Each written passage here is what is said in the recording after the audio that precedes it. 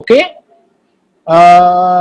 memory, judgment, orientation. So there can be disturbance in cognition.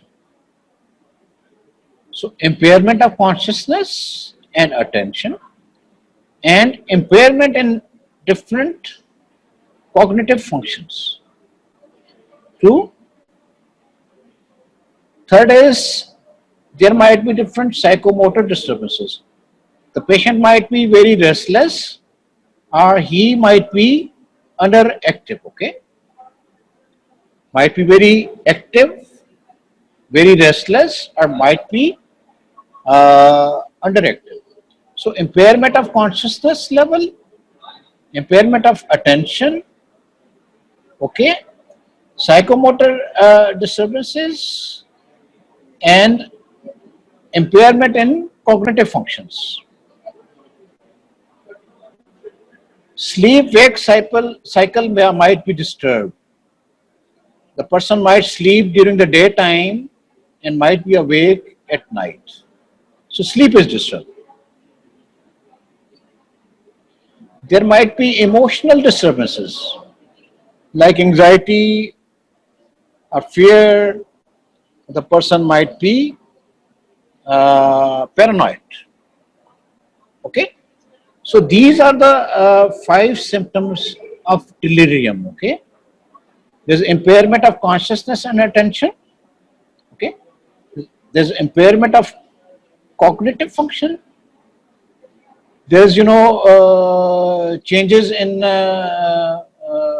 psychomotor activity, and there are changes in sleep-wake cycle. Okay, and there are emotional disturbances. So on the basis of this, you diagnose that the person is suffering from the syndrome of delirium. Okay, now I told you that delirium is due to some underlying physical illness. So apart from these symptoms, there would be symptoms of that illness. For example, if somebody is suffering from enteric fever, and enteric fever has given rise to delirium, so there would be physical symptoms like fever or vomiting. Similarly, if somebody is confused due to brain tumor, so there would be other symptoms of brain tumor. Or there is some metabolic problem, so there would be the symptoms of that metabolic problem or endocrine problem. Is this point clear? Is this point clear?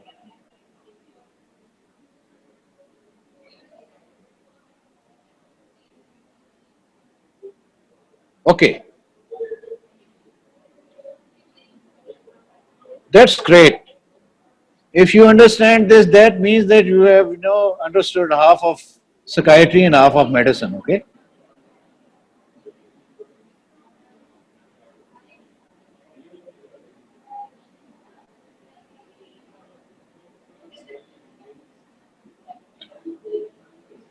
So a patient can present in emergency with say 3 days history of reduced sleep, restlessness, aggressive behavior. Okay,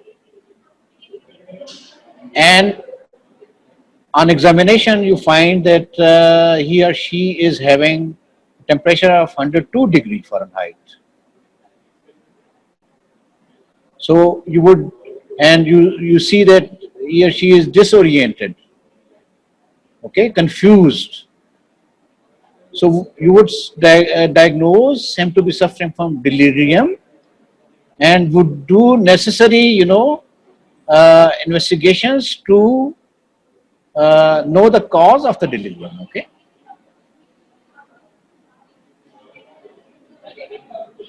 So delirium is usually rapid and course is fluctuating, and it lasts less than 6 months.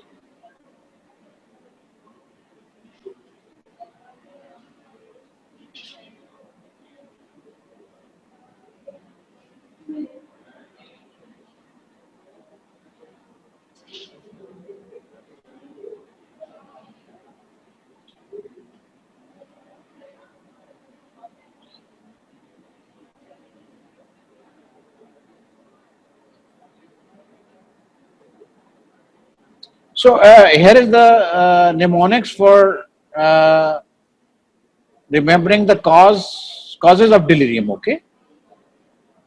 So this is other men dived from height. Okay. So other we would come to other later on. M is for metabolic problems, uremia, liver failure, respiratory failure, cardiac failure, electrolyte imbalance. E is for epilepsy. N is for neoplasm. So men, metabolic, epilepsy, neoplasm. Okay. D is for drug intoxication, withdrawal. I is for infections. Okay. First V is for vasculitis and second V is vascular. Okay. And E is endocrine illnesses. D is deficiencies, that is vitamin or other deficiencies. And H is height. H and height is head injury, okay, or subdural hematoma. And other causes might be, painful conditions, sleep, sensory deprivation, or different psychiatric disorder can present with confusion. And important is acute and chronic organic brain disease, that is somebody is having dementia and he or she can develop a confusional state. So please remember this mnemonic, okay? Other men died from height. M is metabolic, okay? E is epilepsy and neoplasm, okay? Or D is deficiencies, I infections, V vasculitis, okay? And second is vascular, and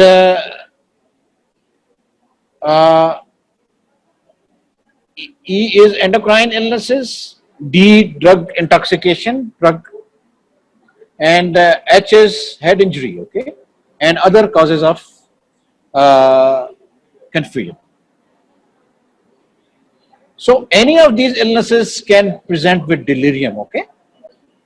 So that means that any medical or surgical illness can present with psychiatric symptoms and psychiatric syndrome like delirium.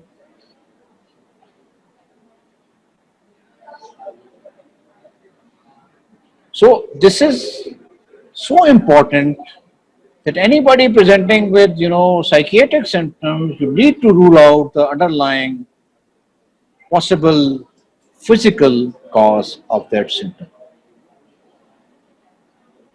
So that means, sorry, again, this is a problem with the slide.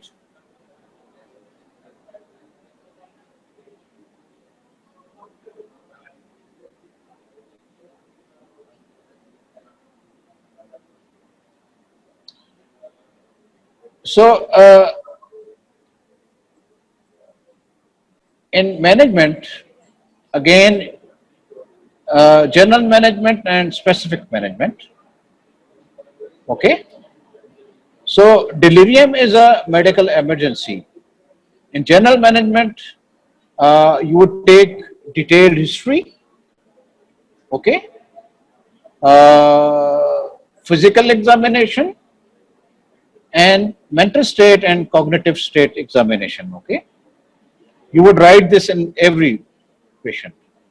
Detailed history and examination and relevant physical investigations, okay, and referral to the medical specialist, okay, and psychiatrist if needed. And you need to give information care to the patient as well as the family that you're not suffering from a psychiatric disorder, but your symptoms are, due to some underlying physical disorder. And we are doing the investigation, and as soon as the investigation comes, we would give you the necessary information. And same to the family. Usually, medication, psychiatric medication are avoided, but if there's very restless or insomnia, then we can give, some sedative or hypnotic medication. Similarly, in alcohol or benzodiazepine withdrawal, we give sedatives. Short-acting drugs like lorazepam or some other uh, short-acting benzodiazepine.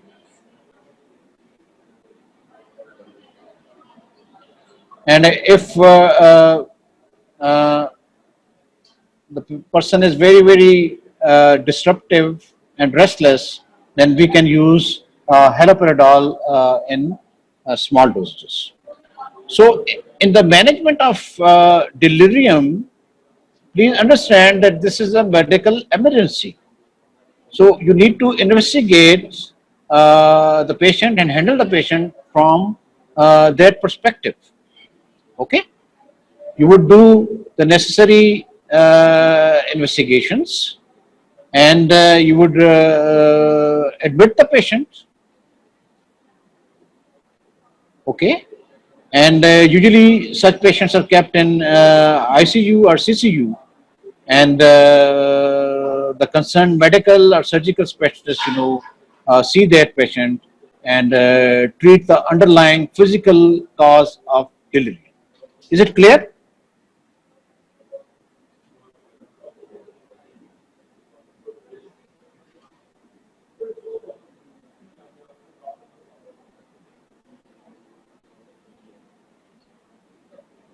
Is it clear?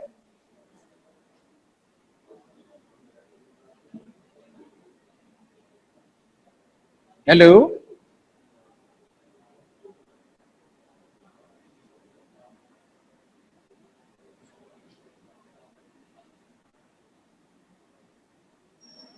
So, in the management, you treat the underlying cause of the delirium, okay?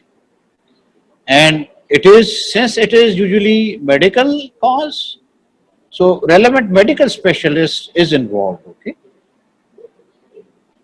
And the patient is usually admitted and treated as medical emergency, all the things. So you would also take care of the relevant aspects like nutrition, okay, and other aspects of the management. So one question was that what about people who don't show any acute extreme symptoms, but they are definitely disconnected from reality and perceive things in a certain way which is us very out of touch with reality. So this is probably dissociation, and this can be normal. We at times become disconnected with the reality when we are stressed or fatigued. Okay, and in certain activities like meditation, okay, or when we are in a beautiful place or with our favorite person, so there's an element of dissociation there, and it can be normal. Similarly, there are certain religious rituals in which people have altered state of consciousness, and that is normal. One question was, how do we differentiate between psychotic and dissociative disorders? So you should remember one thing, that we don't diagnose a disorder on the basis of one symptom or sign.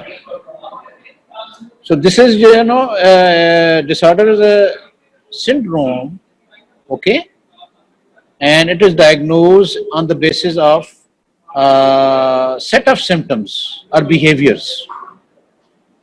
Okay, so dissociative disorders are neurotic disorders, they're mild disorders, and psychotic disorders are major disorders.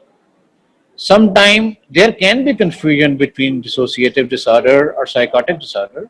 In psychosis, there's can be hallucinations And in dissociative disorder can be hallucinations, but in psychotic disorders there are usually auditory hallucinations, and these are very continuous voices telling patient do this thing or doing commentary. Okay, while in dissociative disorders the hallucinations are usually visual.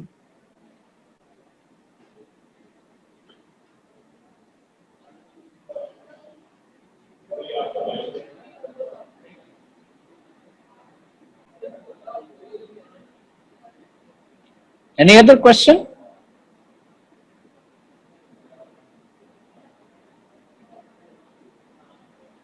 So, in next lecture would be on mixed anxiety and depression and suicide.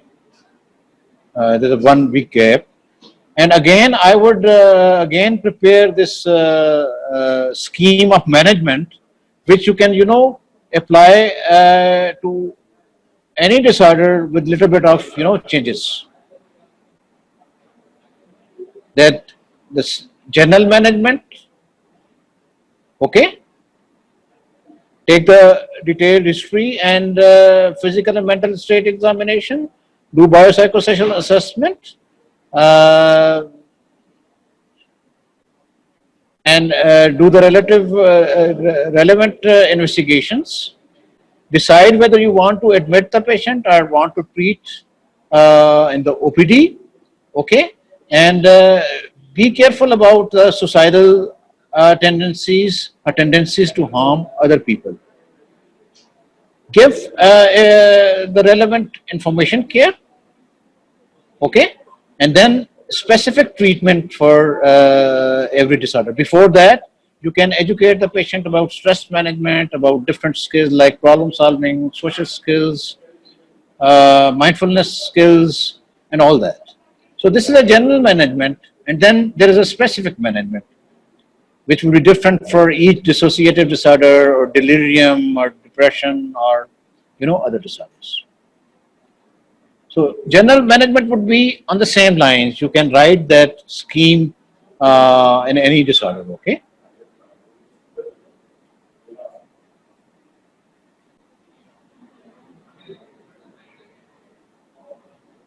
Any question? Any question?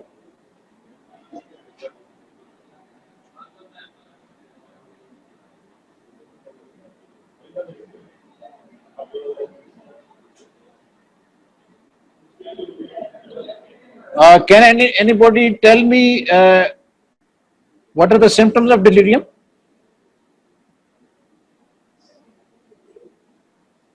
Five set of symptoms of delirium.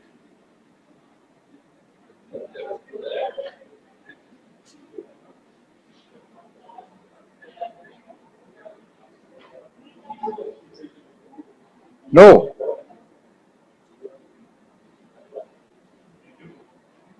Very simple. Alteration is no. This is dissociative disorder, delirium. There's alteration of consciousness and impairment of attention. Okay. There is disturbance in cognitive functioning. There is yes. That's right.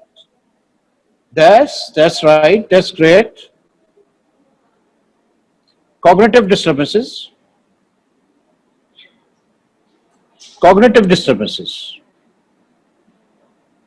Psychomotor cognitive disturbances. Perceptual disturbances, disturbance in thinking, disturbance in memory. Okay, cognitive disturbances. Good. So, altered sleep habit, emotional disturbances, change in consciousness level and attention level. Okay. No, global disturbance in cognition, brain activity inside the brain. Okay, cognition. That's great. Okay. And delirium, remember, delirium is due to some underlying physical illness. You need to investigate for that illness and treat that illness. Okay.